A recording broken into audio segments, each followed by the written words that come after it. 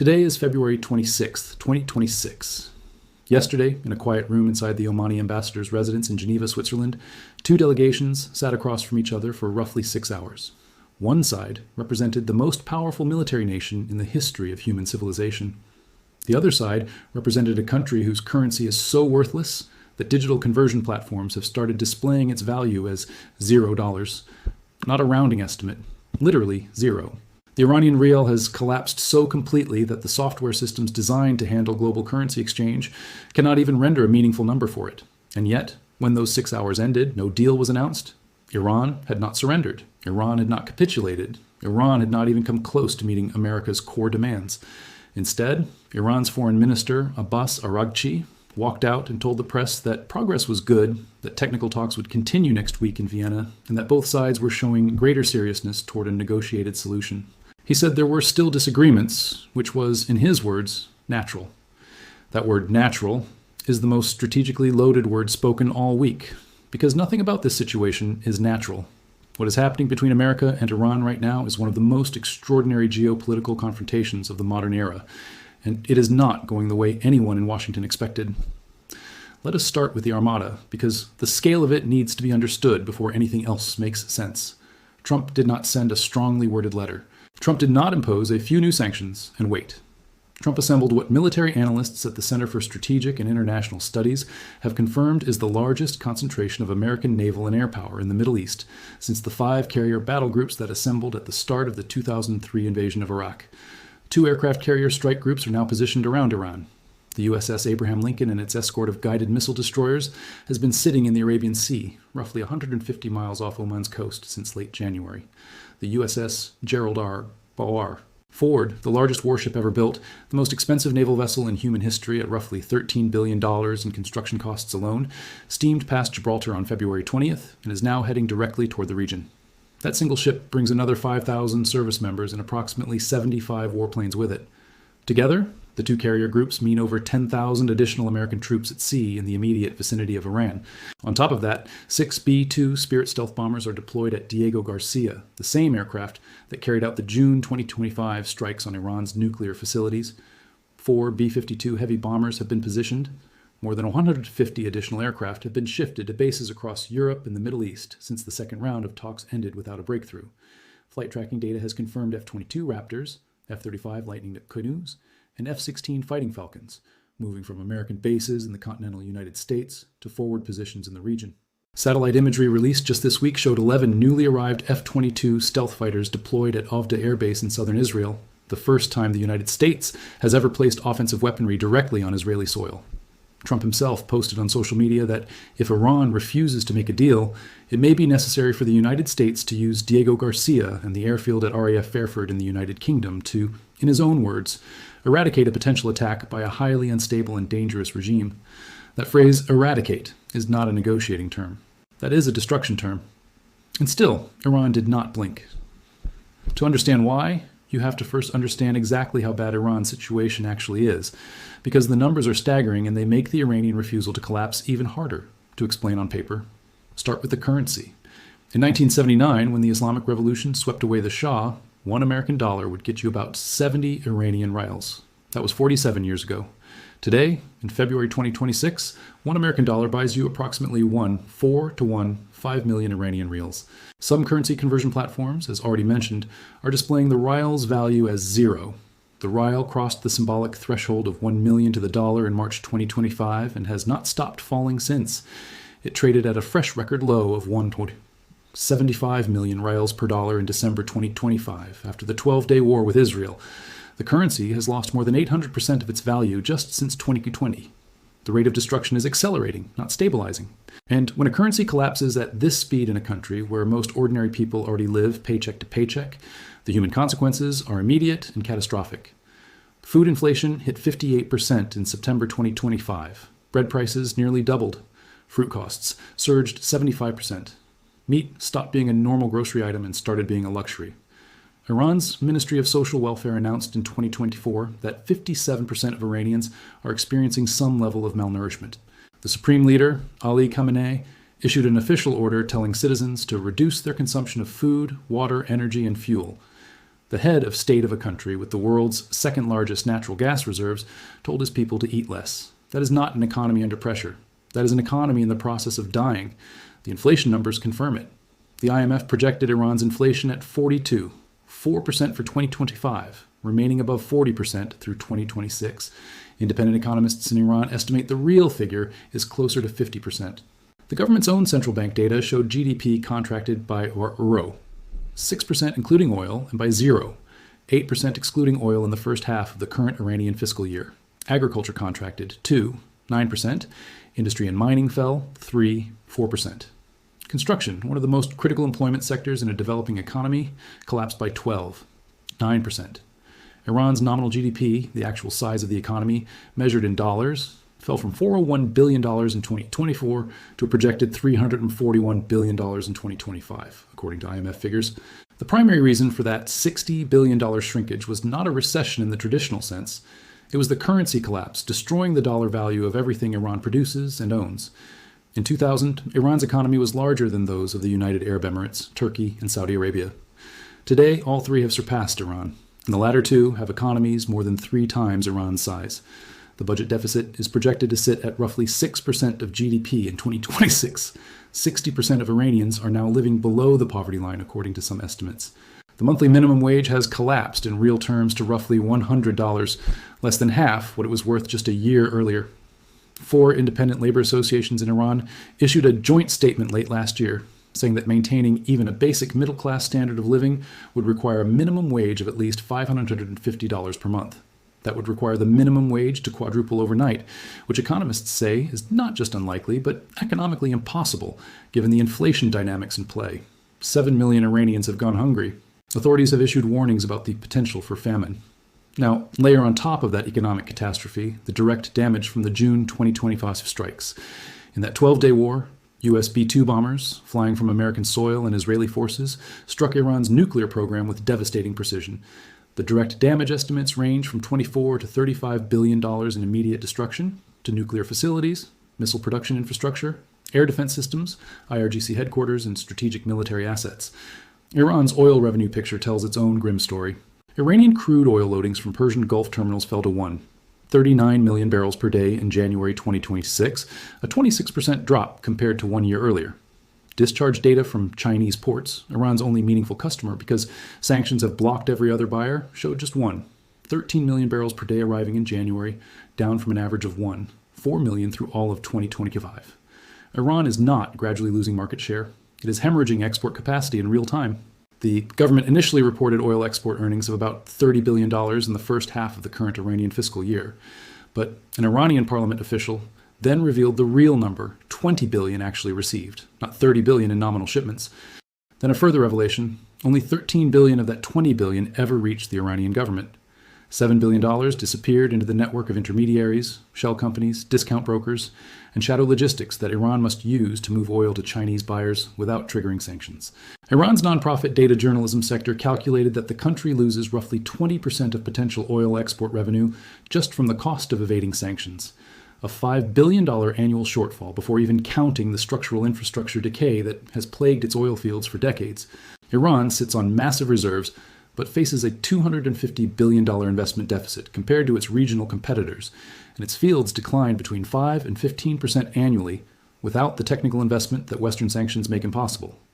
Iraq extracts more than 950,000 barrels per day from the same shared geological formations along their border.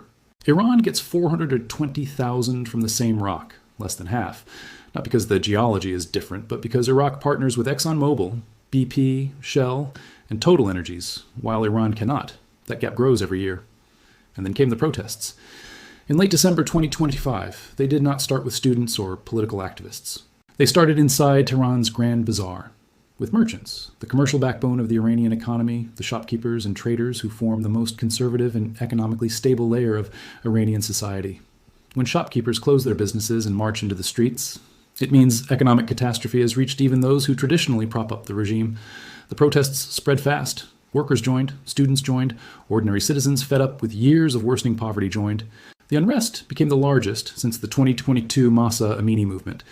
Trump saw the images and went public with support, telling protesters on social media that help was on the way. and then the Iranian security forces moved in. The death toll estimates from the crackdown range from roughly 3,100, according to Iranian government figures, to upwards of 30,000 to 36,500, according to human rights organizations and opposition groups, making it potentially one of the largest massacres of civilian protesters in modern history. The protests subsided. The regime held, but only through a level of violence that has further shattered whatever remained of its domestic legitimacy. And yet, despite the dead currency, despite the famine warnings, despite 30,000 protesters potentially killed to maintain order, despite the June nuclear strikes, despite a budget deficit approaching 40% in some estimates, despite the largest American military force assembled in the region, in more than 2 decades floating just off the coast. Despite all of that, Iran walked into Geneva on Thursday and refused to give Trump what he wanted. Iran told the room it would not permanently end uranium enrichment. It rejected demands to ship its enriched uranium stockpile to the United States. It refused to discuss its ballistic missile program. It refused to address its support for Hezbollah, the Houthis, and Iraqi militias. Iranian state television, speaking even as talks were ongoing, declared that Tehran was determined to continue enriching uranium and sought the full lifting of international sanctions. Iran's senior advisor to the supreme leader, Ali Shamkhani, posted publicly on social media while the talks were happening in Geneva that if America's main concern is really just preventing a nuclear weapon, this aligns with the supreme leader's religious decree, and an immediate agreement is within reach. That statement, in one sentence, revealed Iran's entire strategy. Offer the Americans a fig leaf. Give them something they can technically frame as a win, but never give them the structural dismantlement of the nuclear program, the missile program, or the regional proxy network, because those 3 capabilities are the only things keeping the regime alive.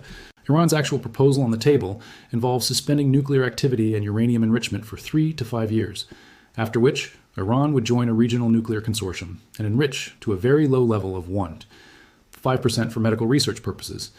Its stockpile of more than 400 kilograms of uranium enriched to 60% purity, which is technically a short step from the 90% required for weapons-grade material, would be diluted in stages under IAEA monitoring. In exchange, Iran demands the full lifting of all American sanctions and the removal of all UN Security Council resolutions. The New York Times reported that the proposal was deliberately structured to allow Trump to declare victory while enabling Tehran to maintain enrichment capability. That is, the tactical genius buried inside what looks like desperate concession-making. Iran is not offering surrender. Iran is offering the appearance of surrender carefully designed so that every American core demand remains unmet. Trump wanted zero enrichment, permanent and verifiable. Iran offered a 3 to 5 year pause. Trump wanted the enriched uranium transferred to American custody. Iran said no, it stays inside Iran under IAEA eyes. Trump wanted the missile program on the table. Iran said that was never going to happen. Trump wanted discussions about ending support for regional proxies. Iran said that is not a nuclear issue and therefore not subject to these talks. The U.S. delegation, led by Steve Witkoff and Jared Kushner, was reportedly disappointed after the morning session. 2 people familiar with the American position told NBC News the afternoon discussions were positive, though neither would say what changed or what progress actually looked like. Secretary of State Marco Rubio, speaking to reporters on Wednesday, had described Iran's refusal to include its ballistic missile program in the talks as a very big problem. That phrase matters. Not a problem, but a very big problem repeated twice. Rubio also acknowledged that Iran is not currently enriching uranium, which is the damage from the June strikes still lingering, but said Tehran is trying to rebuild toward the point where ultimately they can.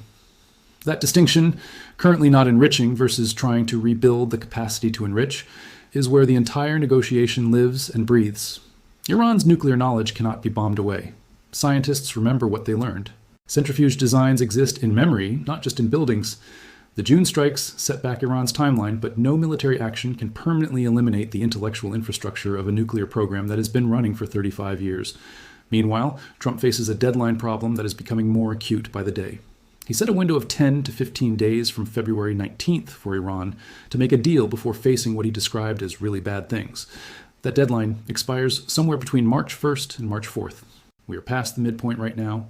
What we have instead of strikes is a 3rd round of talks in Geneva and the announcement of technical discussions scheduled for next week in Vienna at the IAEA headquarters. Deadlines extending instead of detonating.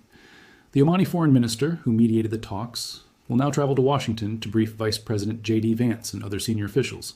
More diplomacy, more consultation, more time. That is precisely what Iran has been engineering from the beginning, because time is not neutral in this conflict. Every week of talks that passes without strikes is a week where global oil markets assess the risk premium but do not price in full-scale war.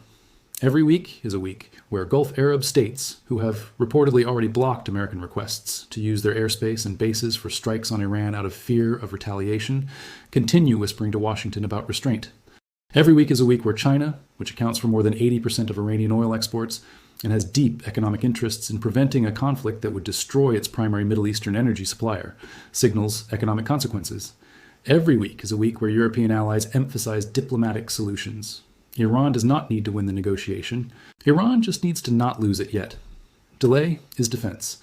Now consider the constraints on Trump's side of the table because they are real and they are significant. The military can clearly strike Iran.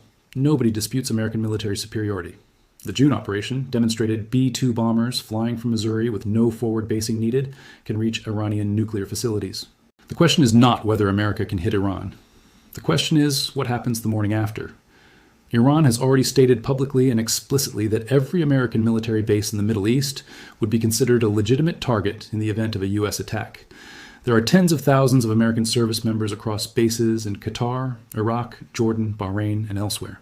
In January 2020, after the assassination of Qasem Soleimani, Iran fired ballistic missiles at the Al-Assad air base in Iraq, in a strike that was signaled in advance to minimize American casualties.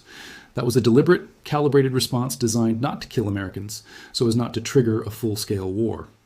In a genuine war scenario, no warnings would be given. Iran's ballistic missile stockpile, despite the June strikes, reportedly retains roughly 2,000 heavy missiles, according to Israeli security assessments cited by Al-Monitor. The IRGC also demonstrated during the February 17th Strait of Hormuz drill, conducted while the second round of talks was still ongoing in Geneva, exactly what leverage looks like. Iran temporarily closed sections of the Strait of Hormuz for live-fire naval exercises, described as the smart control of the Strait of Hormuz. It was the first time any portion of that waterway had been closed since Trump threatened military action. About 20 million barrels of oil per day flow through the Strait of Hormuz. That number represents roughly 20 to 27% of all global petroleum trade by sea. Goldman Sachs analysts have said that oil prices could top $100 per barrel if the strait were disrupted. Analysts at Gulf News and The National cited estimates that a genuine closure could add 15 to 20% to crude prices immediately. Iran also conducted those Hormuz drills jointly with Russia, which sent its own signal about how isolated America is not in this confrontation and how complicated a regional war would become in great power terms. Iran's parliament already voted last year in support of closing the Strait of Hormuz following the June strikes. That vote has not been acted on, but it exists as a live weapon in Tehran's strategic arsenal. In addition to the Hormuz threat, Hezbollah retains an arsenal estimated at 150,000 rockets and missiles in Lebanon, including precision-guided weapons capable of striking specific buildings in Tel Aviv. Iraqi militias aligned with Iran number in the tens of thousands and have already demonstrated, through years of drone and rocket harassment of American bases, that they can calibrate attacks to create maximum political pressure while avoiding the threshold that triggers full American retaliation. That calibration capability is itself a weapon, because it means Iran's proxies could escalate to mass casualty attacks against American troops if ordered to do so. Yemen's Houthi forces, who showed the world their reach during the Red Sea shipping disruption campaigns of 2023 and 2024, have explicitly threatened to escalate operations if the United States attacks Iran. Managing 5 or 6 simultaneous combat theaters, each requiring intelligence, targeting, logistics, and defense, while also conducting offensive operations against Iran itself, would stretch American military capacity in ways that simple models of U.S. air superiority don't capture. And then there is the oil price question that sits directly inside Trump's domestic political vulnerabilities. America is already experiencing economic headwinds. Trump's emergency tariffs were struck down 6-3 by the Supreme Court on February 21st, creating a domestic political crisis at exactly the moment Iran decisions are being made. Legal troubles compound foreign policy challenges. An oil price spike caused by Middle East war would land on American consumers at precisely the worst political moment.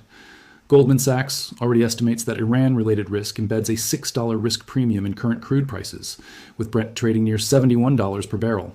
A full-scale conflict eliminating Iranian supply from global markets could push oil toward $80, $90, or potentially $100 per barrel, which means higher gasoline prices, higher transport costs, higher food prices, and accelerating inflation. Exactly the economic environment that destroys presidential approval ratings.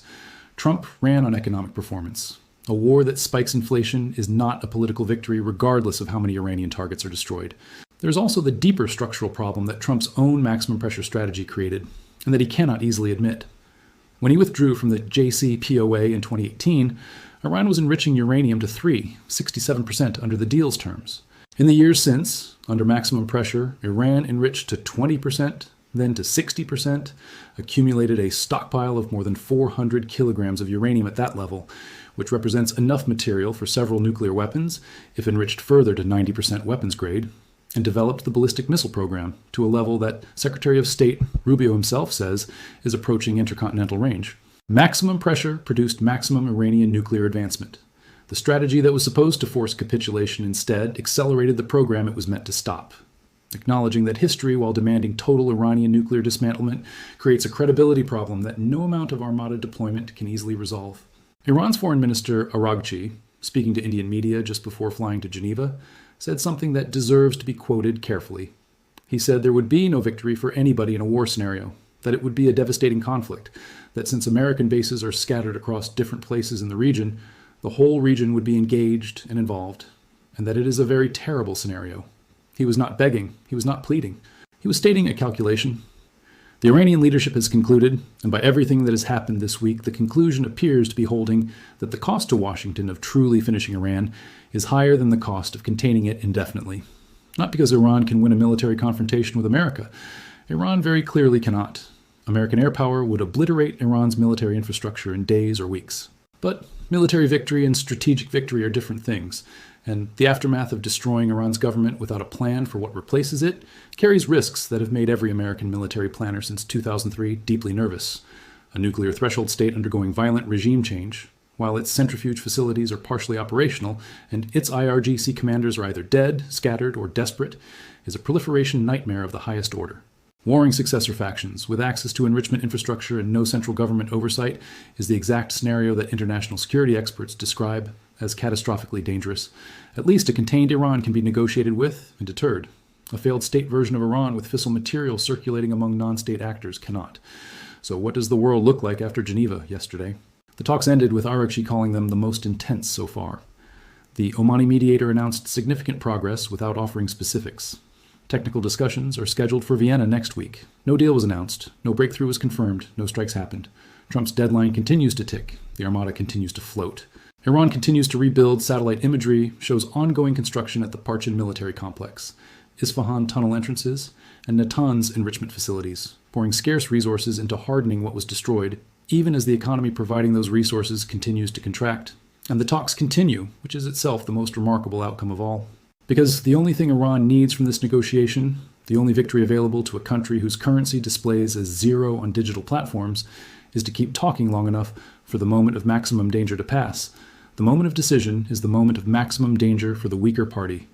Every hour of diplomacy is an hour without airstrikes. Every technical meeting in Vienna is another week. Every consultation in capitals is another delay.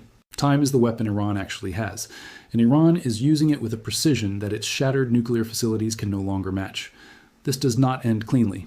The three outcomes that remain possible are a limited deal, probably a 3 to 5 year enrichment pause that neither side can fully celebrate, which simply defers the conflict to the next administration, or limited American strikes after talks collapse, which Iran rebuilds from just as it rebuilt from June, achieving nothing strategically while adding another round to the cycle. Or internal Iranian collapse, the scenario Washington quietly hopes for but cannot engineer or predict, driven by the economic catastrophe that is already the most severe in the Islamic Republic's history. What is not plausible is clean resolution. Iran will not hand its enrichment program, its missiles, and its regional influence to Steve Witkoff and Jared Kushner in exchange for partial sanctions relief and a Trump press conference. Trump will not accept Iranian nuclear threshold status and declare victory. The gap between what Trump calls capitulation and what Iran calls an acceptable deal is not a gap that more rounds of Geneva can bridge. It is a structural incompatibility between two actors who both need the theater of negotiation more than they need its outcome. And so the Armada floats, the deadline ticks, the rial sits at 1, 4 million to the dollar, 7 million Iranians go hungry, and Iran refuses to blink, not because it is strong, it is catastrophically weak, but because it has convinced the most powerful military nation on earth that the cost of defeating it completely is a price Trump is not yet willing to pay. That calculation, bought at a price of economic ruin, mass death, and a currency that digital systems cannot even measure anymore, is what a $200 billion gamble looks like when it is working. not victory, just survival. And for now, in Geneva, in Vienna next week, and in whatever diplomatic format follows after that, survival appears to be enough.